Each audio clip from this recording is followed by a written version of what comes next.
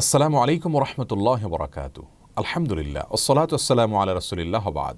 সুপ্রিয় দর্শক শ্রোতা ভাই বোন, অনেকে আমাদের কাছে প্রশ্ন রাখেন যে বিবাহের পূর্ব প্রস্তুতি কেমন হওয়া উচিত।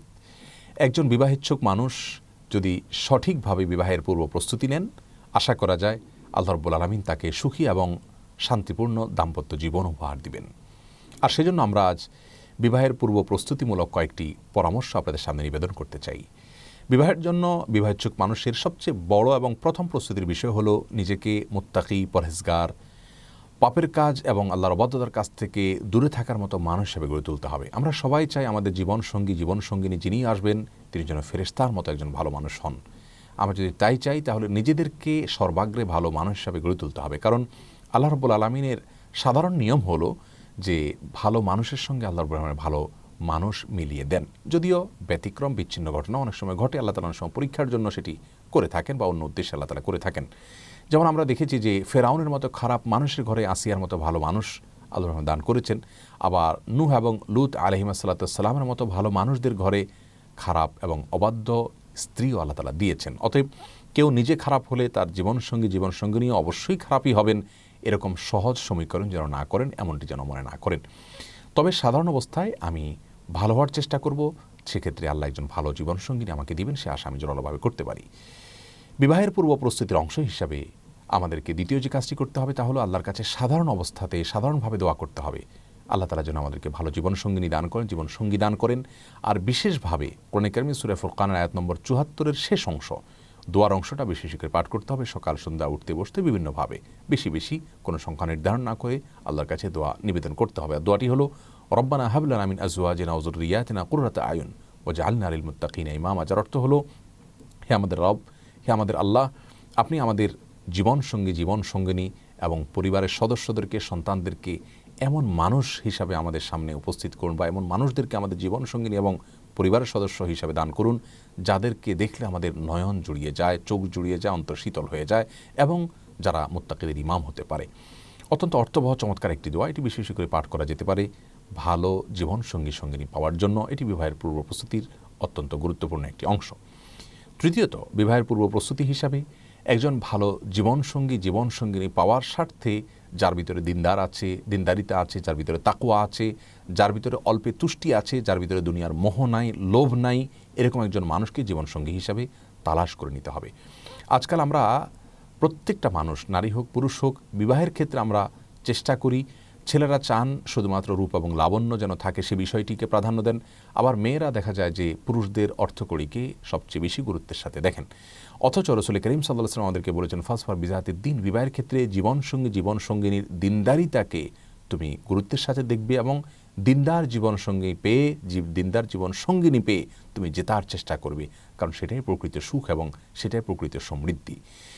অতএব জীবনসঙ্গীর ক্ষেত্রে সবচেয়ে গুরুত্বপূর্ণ বিষয় হলো তার ভিতরে দুনিয়ার মোহ থাকবে না, দুনিয়ার লোভ থাকবে না। তাহলে ইনশাআল্লাহ অনেক অনাচারের পথ, অনেক চাওয়া পাওয়ার পথ এমনিতে রুদ্ধ হয়ে যাবে।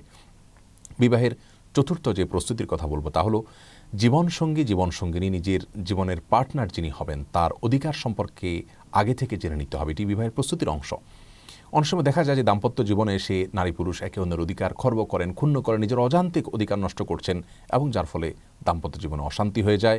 এজন্য বিবাহের আগে থেকে আপনার জীবনসঙ্গী বা জীবনসঙ্গিনীর কী কী অধিকার আল্লাহ তাআলা দিয়েছেন, কোরআন হাদিস দিয়েছে, সেগুলোকে অত্যন্ত ভালোভাবে রপ্ত করে নিতে হবে। বিবাহের ৫ নম্বর প্রস্তুতি হলো ছেলেরা হালাল উপার্জনের চেষ্টা করবেন, কারণ বিবাহের পরে তার স্ত্রী এবং পরিবারের ব্যয়ভার বহন করা ইসলাম শরীয়ত তার জন্য আবশ্যক করেছে। যিনি স্ত্রী এবং পরিবারের ন্যূনতম ব্যয়ভার বহন করার ক্ষমতা রাখেন না, ইসলাম শরীয়ত তাকে বিবাহের নির্দেশ দেয় না, বরং তাকে বিবাহের বিকল্প হিসাবে সিয়াম বা রোজা রাখার পরামর্শ দেয়। অতএব বিবাহের পূর্ব প্রস্তুতি হিসাবে হালাল উপার্জন করার চেষ্টা করতে হবে। হালাল উপার্জন মানে লক্ষ লক্ষ কোটি কোটি টাকা উপার্জন করা নয়। আপনি যদি অল্পে তুষ্ট থাকবেন, দুনিয়ার প্রতি মোহ নয়, এমন জীবনসঙ্গিনী আপনি নেওয়ার বিষয়ে সিদ্ধান্ত নিয়ে থাকেন, তাহলে সেক্ষেত্রে আপনার হালাল উপার্জনের ডেফিনিশন অত্যন্ত সংক্ষিপ্ত হবে। কোনো রকম জীবন ধারণ করার উপায় আপনি জোগাড় করতে পারলে সেটি আপনার হালাল উপার্জন হিসাবে বিবেচ্য হবে। একইভাবে মেয়েদের জন্য বিবাহের পূর্ব প্রস্তুতি হিসাবে গৃহস্থলী কাজকর্মগুলোকে ভালো করে রপ্ত করে নিতে হবে। অনেক সময় আজকাল দেখা যায় যে দাম্পত্য জীবনে এসে গৃহস্থলী কাজ না জানার কারণে স্বামীর সাথে বনিবনা হয় না, বোঝাপড়ার সমস্যা তৈরি হয়, এবং সুখ এবং শান্তির ঘাটতি দেখা যায় পারিবারিক জীবনে। এই জন্য গৃহস্থলী কাজগুলোকে রপ্ত করে নেওয়া এটা মেয়েদের বিবাহের পূর্ব প্রস্তুতির অংশ। 6 নম্বর প্রস্তুতি হলো বিবাহের আগে থেকে তালাকের মাসাইলগুলো ভালো করে জেনে নিতে হবে। কি পদ্ধতিতে তালাক দেওয়া জায়েজ, কোনভাবে তালাক দেওয়া নিষিদ্ধ, কোন সময় তালাক দেওয়া যায়, কোন সময় তালাক দেওয়া যায় না, তালাকের কথা বলার আগে কতটা সাবধানতা অবলম্বন করতে হয়, তালাক কত স্পর্শকাতর বিষয়, এই বিষয়গুলোকে আগে থেকে জেনে নিতে হবে। বেশিরভাগ পরিবারে দেখা যায় যে তালাক দেওয়ার পরে সে আফসোস করেন, আক্ষেপ করেন এবং বলেন যে আমি তো আসলে জানতাম না। এই জন্য বিবাহের আগে থেকেই তালাকের মাসআলাগুলো জেনে নেওয়া, জেনে রাখা এটা দোষণীয় নয়, বরং এটি ভালো বিষয় এবং এটি বিবাহের অত্যন্ত গুরুত্বপূর্ণ একটি প্রস্তুতি বলে আমরা মনে করি। 7ম এবং সর্বশেষ প্রস্তুতি হলো পারিবারিক ব্যবস্থাপনা এবং প্যারেন্টিং সংশ্লিষ্ট যে সমস্ত কোর্সগুলো পাওয়া যায়, নারী এবং পুরুষ উভয়কে সেই কোর্সগুলো করে নিতে হবে। আজকাল অনেক ওলামা একরাম অনেক ভালো ভালো কোর্স অফার করে থাকেন, যে কোর্সগুলোর মাধ্যমে আমরা আমাদের পারিবারিক যে বিধিবিধানগুলো সেগুলো জানতে পারবো।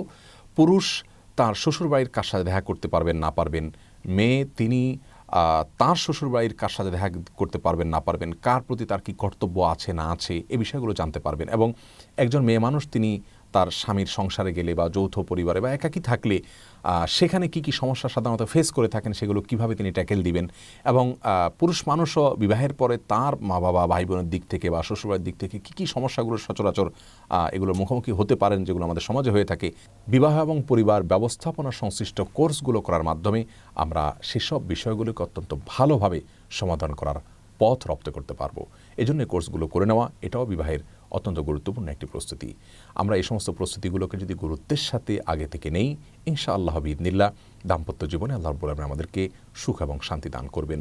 আল্লাহ রাব্বুল আলামিন আমাদের সকলকে দুনিয়ার সবচেয়ে উপভোগের বিষয় সুখী এবং শান্তিপূর্ণ দাম্পত্য জীবন উপহার দিন। জাযাকুমুল্লাহ খাইর। আসসালামু আলাইকুম ওয়া রাহমাতুল্লাহি ওয়া বারাকাতুহু।